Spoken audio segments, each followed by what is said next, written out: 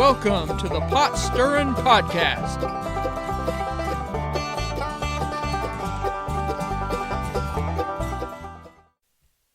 Well, hello and welcome to the Pot Stirrin' Podcast. This is Wyatt here, and today we're going to be talking about careers, particularly pointed towards young men, but there will be some things in here for young women as well, young ladies as well.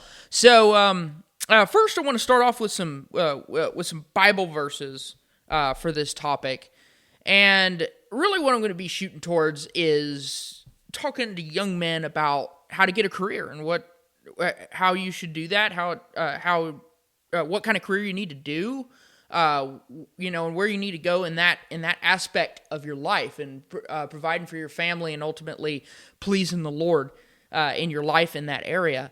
And so hopefully there's some things in here that can help you if you are a young man or that is seeking this, or if you know somebody that you could possibly help them along in this area with this material. So before I start, I'll start with a few verses, and then I'm going to hit some points on this topic as well.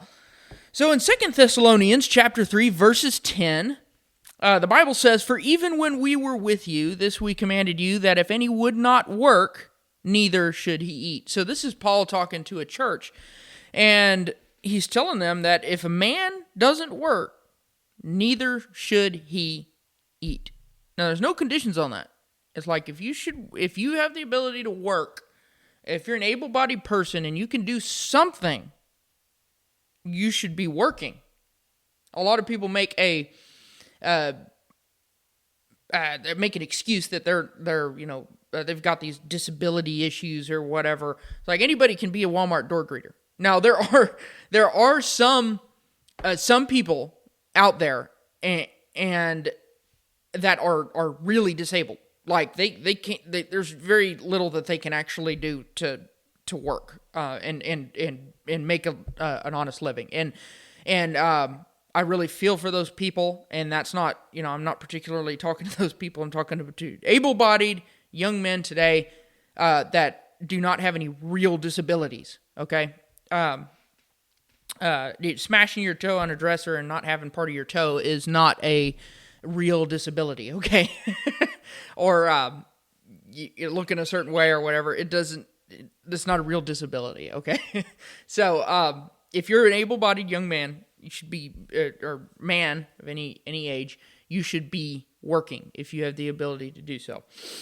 In 1 Timothy 5:8, it says, "But if any man provide not for his own, and especially for those of his own house, he hath denied the faith and is worse than an infidel."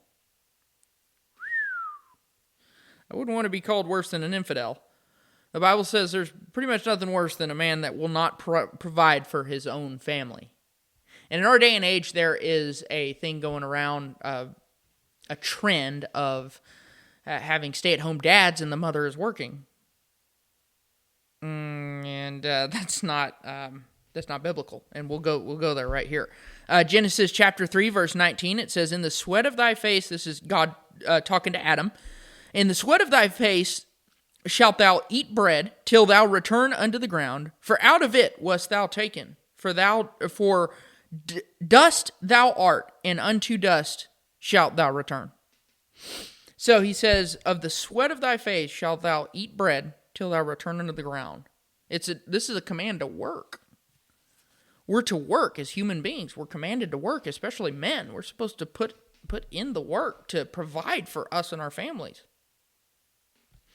Now, in Titus chapter 2, verse 5, it says, "Of women, what their role is, to be discreet, chaste, keepers at home, good, obedient to their own husbands, that the word of God be not blasphemed."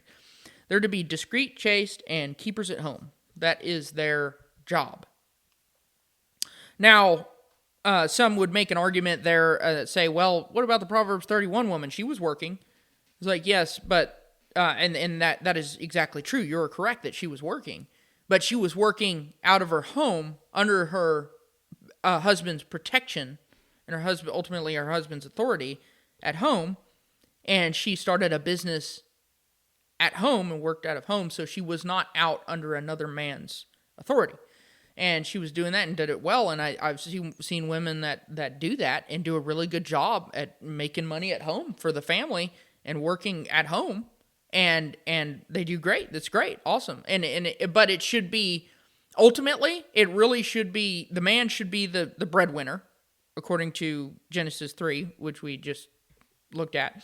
And the woman should be keep her at home, and if she and take care of the kids first, and then after that, because your family is your first priority, and then after that, to make money and help supplement supplement your husband's income in that area. Men are biblically called to work and to be the providers for their families. Okay.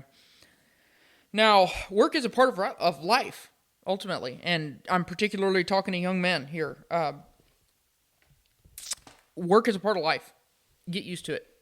There's reward in work, not only monetarily, but also there is something about laying your head on the pillow at night after a hard day's work and getting that sweet, sweet sleep. And that satisfaction that comes from putting a hard day's work in, okay? Whatever kind of work it may be. And in our society, hardworking people that work with their hands are often looked down upon, okay, by white-collar people or people with white-collar jobs. And there's a movement of young men moving away from wanting to get blue-collar, hardworking, honest blue-collar jobs. And there shouldn't be, because that's real work. That's work. Not that people who have white-collar jobs don't, are doing something wrong or not, it doesn't qualify as work. I'm not saying that at all. I'm just saying that it's okay to get a blue-collar job. And I encourage that for young men to do that, to get some kind of blue-collar job, because you can start in that blue-collar job and you learn what work is, okay? You don't have to do it for the rest of your life, but you learn what work is, and you learn to appreciate your white-collar job if you ever do get a white-collar job. Now, working is, like I said, working is a part of life, and you may work for anywhere from 40 to 60 to 80 hours a week. And that's okay. Okay? If that's what it takes to pay the bills, do it. Okay? And I know a lot of young men that have a hard time even putting 40 hours in. Even 30 a lot of times. Okay? And that's what's called being lazy. If you're able-bodied and you're able to work, you ought to be working. Okay? There's a severe lack of work ethic in our day. Okay, severe lack of work ethic. And the Bible says whatsoever you do all to the glory of God. And we're to do it heartily as to the Lord. Anything that we do, we're supposed to do that. To do it heartily as to the Lord. So whether you own a business or you work for somebody else or whatever, you need to be doing the work that's set before you as to the Lord, as you're doing it for the Lord, and to the best of your ability. You need to do it, whether it's digging holes or, doing IT, building websites, or whatever, computer programming, or whatever you do, working on a car, working on boats, working on airplanes, flying airplanes, whatever you're doing, do it to the best that you can. And you say, well, there's no glory in digging holes. Well, it doesn't matter about the glory. It's that you're doing your job well. Dig a good hole every single time, so that the person who comes behind you with a fence post or whatever's going into it has their job, can do their job without having to finish yours. It's work ethic. Have good work ethic. And when you're working for someone else, you're to work for him as you're working for the Lord. You may not like your boss, and they may not be a Christian, but you are to serve them as you're to serve the Lord, for a good Christian testimony to them. Okay? if you're slacking around on the job and taking breaks a 30-minute break every 15 minutes and, doing stuff like that, he's not going to, and looking at your phone and goofing off and taking a 2-hour lunch and stuff like that, you're not a good testimony. That's not a good testimony. Only someone with good work ethic is going to be a good testimony to their boss and to their fellow workers and can set an example for that. When you start working for someone, regardless of whether it is a type of work or profession that you like, whether it's you like it or not, you need to take full responsibility for that work you're assigned to do and do it as well as you possibly can. If it's flipping burgers, cook them to the best of your ability. Flip those burgers as good as you can. Okay, make the best burger you can. If it's building a fence, build the best, longest lasting fence that you possibly can. If you're driving a truck or an airplane or whatever, be the best operator or some kind of operator of a machine. Do it to the best that you possibly can. You don't have to be the best one out there, but you're doing it to the best of your ability. The best that you possibly can. That's what we're called to do. Okay? And as far as liking your work, we'll get to that here in just a few minutes. Now, another thing to consider whenever you're looking for a career, is you want to choose a good profession. Okay, a profession or a career. You want to choose something good. Okay. Now, people often say, well, you can get a job at Walmart, and you can work at Walmart, and you can retire from Walmart. Okay, well, that's great. That's good. But you're not going to make a whole lot of money at Walmart, okay, working at Walmart. And you're not going to really move up. You don't have really a whole lot of upward mobility, which we'll get to in just a few minutes. So you want to get something like a trade or something a marketable skill that it is needed, that there's a demand for, that will always, so you'll always have work, okay?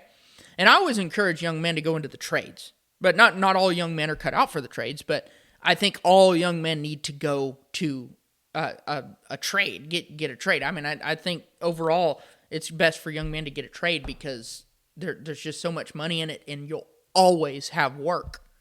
It's like if you're an electrician, you're always going to have work. It's just part of it. All people are building houses all over the place. You're always going to have work. Or if you're a plumber or if you're a welder, those are marketable skills that they need. There's some local oil and gas refineries and that kind of thing around here, and they're always looking for welders. And they start out paying like $20, $25 an hour minimum, plus all these benefits like insurance and everything else. So you're always going to have a job in those things, okay? Whereas if you're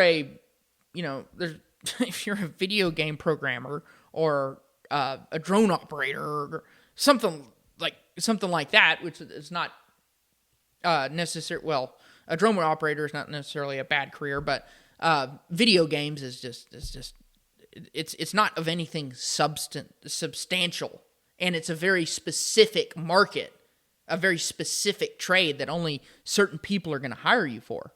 So you need to take that into consideration whenever you look for a career. You don't want to do something like that where there's you could potentially be out of a job.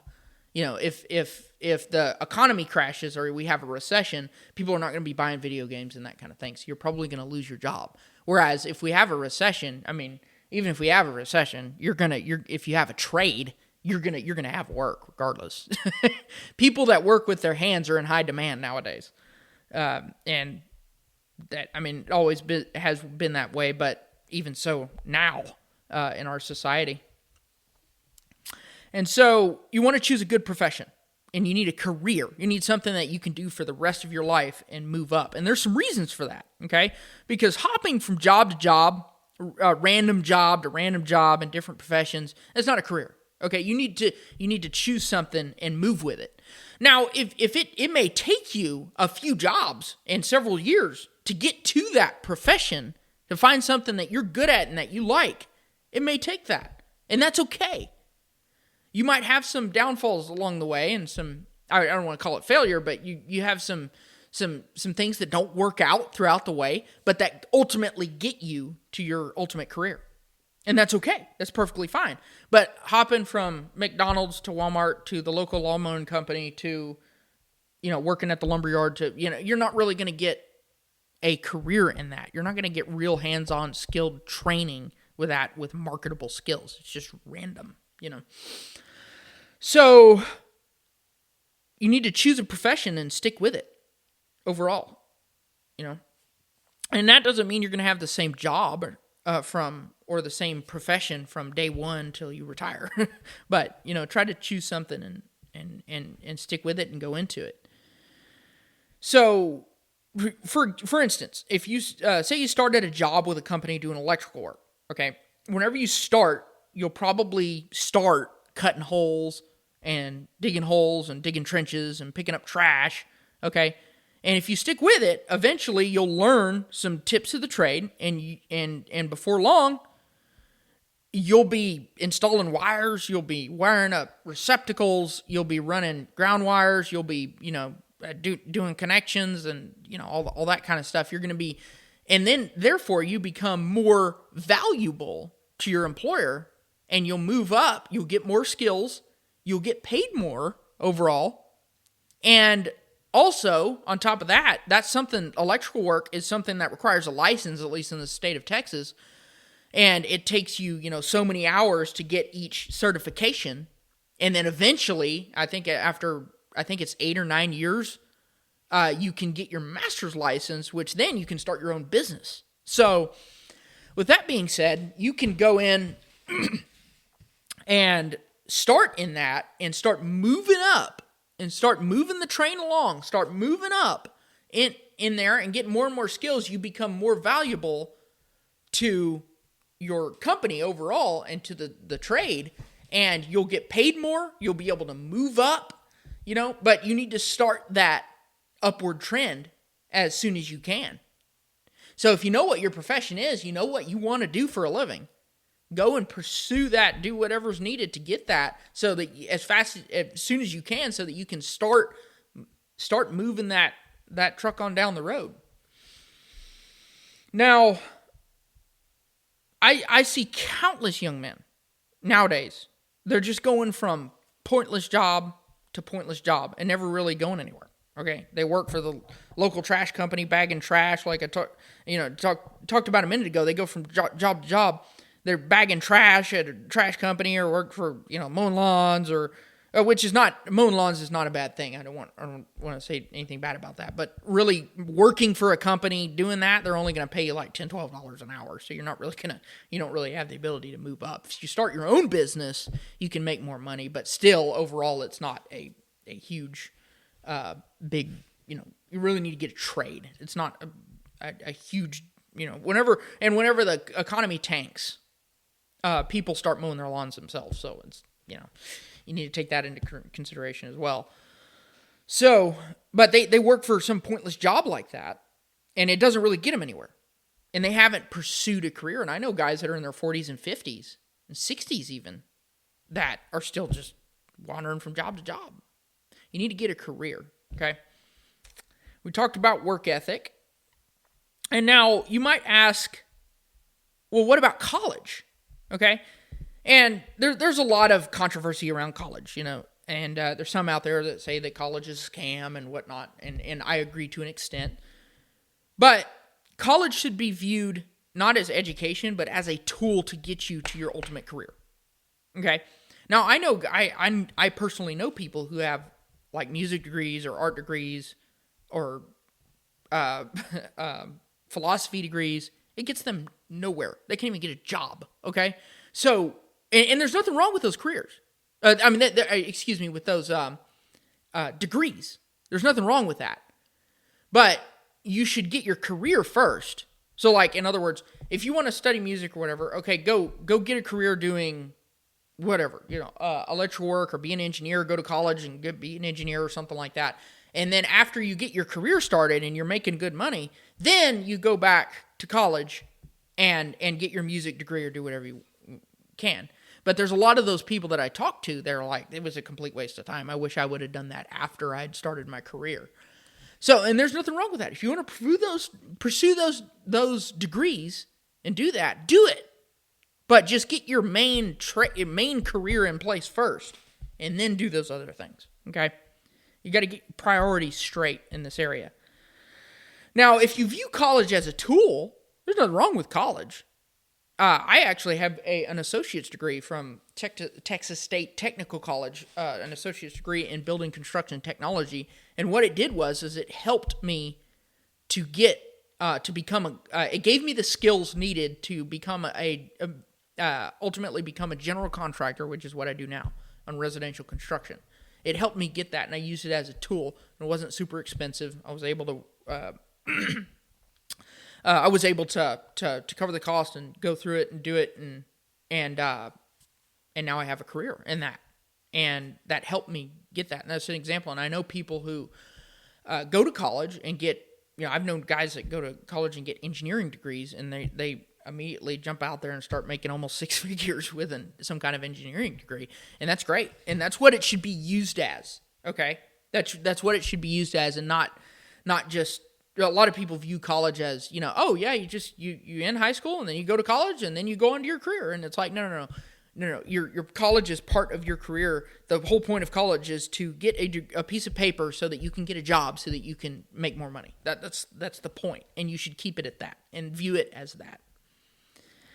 Now, if sometimes, college is really, ultimately, a lot, in our day and age, college is like almost fruitless in a sense, because you can make six figures easy being in the trades, and whenever I say trades, like welding, being an electrician, being an electrical lineman, plumbing, AC work, building houses, or doing some kind of commercial construction, doing concrete and that kind of thing. That stuff all has its marketable skills that you can use, that you can make a lot of money with and make six figures. I know a lot of guys that are in those trades that make six figures and easily, and don't even have a college education. A lot of them didn't even graduate high school.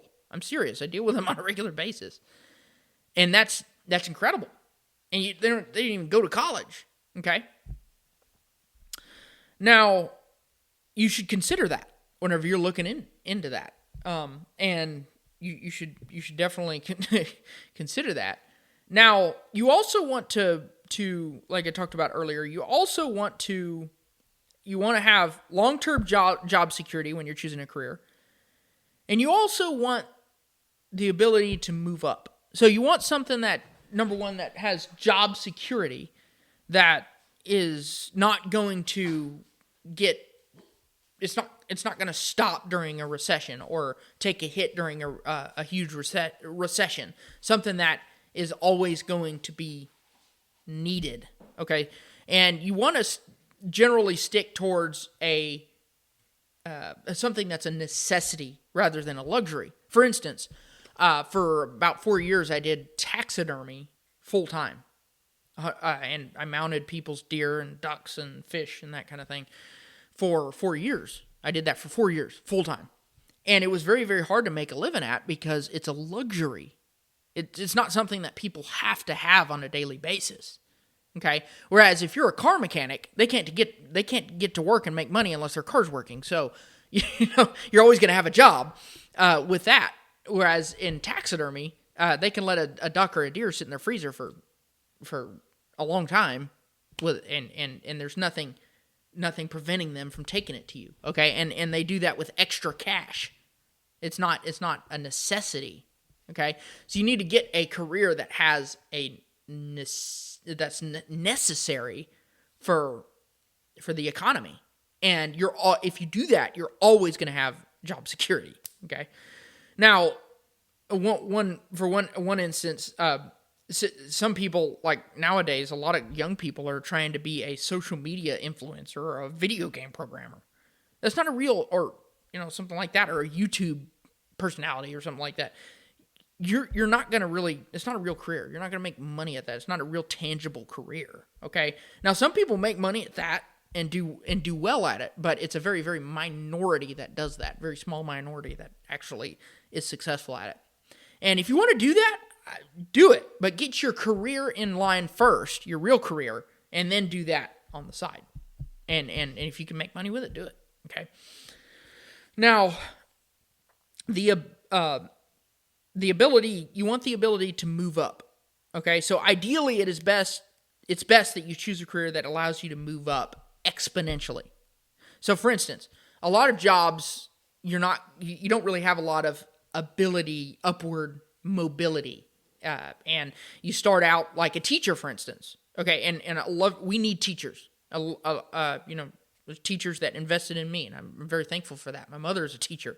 I like teachers. And nothing against teachers, but if you become a teacher, and you can invest in children's lives in that way, and that's a wonderful career in that case. Okay, but if you're looking at wanting to provide for a family and make a career, you need to and have a good paying career to be able to really provide for your family and move up. A teaching job or being a nurse or something like that is only going to, you can only make as much as the company will allow you to make. So if that's, $60,000 a year or something like that, then that's it. That's all you can make. You have no upward mobility. Whereas if you did something like, if you owned a business or you worked in a trade where they paid you by the piece, they paid you, they pay you by the hole you dig, or by the amount of, electrical work or plumbing work that you get done, however many, they pay you by the house to wire them or whatever. You have motivation. You have the ability to wire more houses and make more money, rather than if you're a teacher or something like that, they're going to, whether you work 80 hours a week or 40 hours a week, you're going to get the same pay. And you should be consider of that. Also, and that's more on like a salary type of thing, but also if you are working by the hour still, you have to work that many more hours to get that extra that extra money, or overtime or something to get extra money.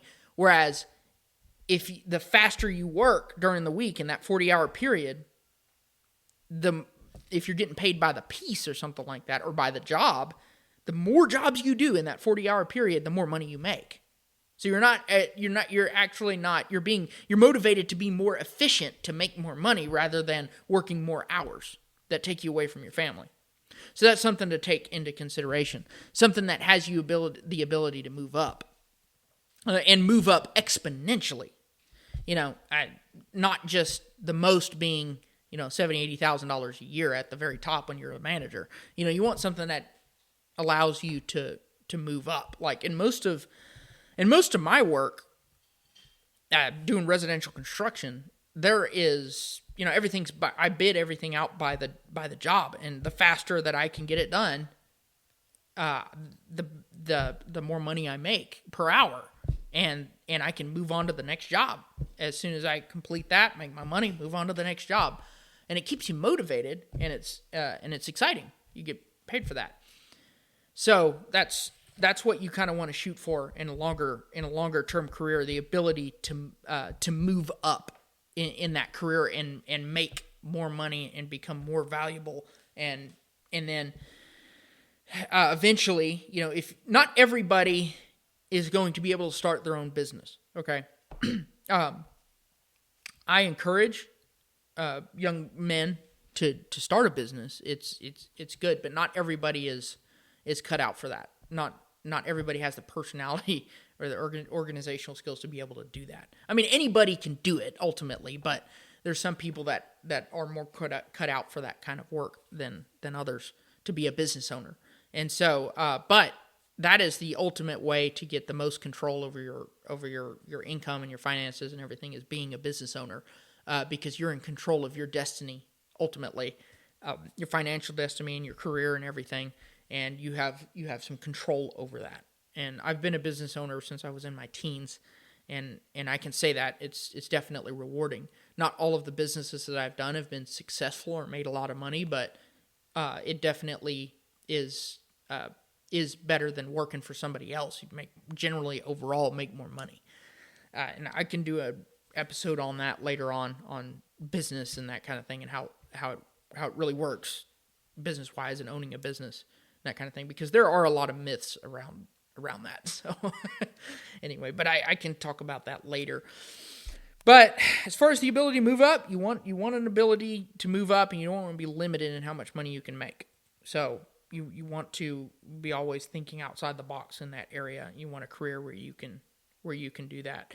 And there are some careers where you do get on salary, but if you're in the company for so long, they give you a bonus every year for so ever many sales or whatever you do, and they give you a bonus, and they keep upping your every year or two. They'll up your salary pay and that kind of thing, and then eventually you can start buying stock in the company. And I have know some people now that have done that, and they're in their their retirement age, and they've retired, and they've actually made a good living for themselves throughout the years, and a very good retirement off of that through doing things like that, because their company allowed them to move up and get some of the shares in the company, and that's awesome. That's what you need to look for in a career, rather than just getting a job and working for somebody for the rest of your life. You want to be able to. Ultimately, the way you should think about it is, I need to work at least 40 hours a week to provide for my family. How can I make that? I need to make that 40 hours the most profitable as I possibly can while I'm working those 40 hours, and not be satisfied with $15-20 an hour, but try to make as much as you can out of that 40 hours. Okay. And the last thing I want to talk about is doing what you love. A lot of people say, oh, you should do what you love and that kind of thing. And I agree to an extent. It's important to do something you like, but you don't have to love it. Okay. You should be good at what you do and overall enjoy it. If it makes you a lot of money, do it. Work is work. Whether you like it or not, work is work. And most of the time, the kind of careers that people get into that they really like are really ones that don't pay a whole lot of money. So you want to keep that in mind as well. You need to like what you do. You need to believe in what you do, but you don't have to absolutely love it. You don't have to wake up every morning and I don't get up every day and go, yippee, I get to get out of bed and go swing a hammer all day. I don't get a kick out of that. That's not me. Whenever I was in for me, that's not what it is. But when I was in taxidermy, man, I lived and breathed taxidermy. I mean, I just loved it, just ate it up, but I just couldn't make a whole lot of the kind of money that I wanted to make doing it. And that's why I decided to switch careers to construction, which is something that I'm good at. I don't particularly love it. I mean, I like it and I enjoy it, but I don't love it. But I make a lot more money now doing that, and I can provide for my family better doing it. And that's important too, is to keep your business, your personal life and your business life separate. And you also need to have boundaries on your work life, on your career. And what that means is, like, for me, for instance, working, owning a business, it's very easy for me to work 80 hours a week, easy. I mean, it's not hard to do at all. But I keep it at around 40 to 50 hours. And the reason I do that is that I have other priorities that need my time, like my wife, my soon-to-be kids that are coming. I'm going to need those in family life. And also just I need time to do things in life to make life enjoyable. Take trips and do and go and do things, and not just be working all the time. That's not good to do. You don't want to look back on your life and go, man, I wasted all those years working when I could have been spending it with my kids or with my wife, or doing things that I love on the side. And you definitely want to take that into consideration. And whether you work for yourself or you work for someone else, you need to find those boundaries and have them.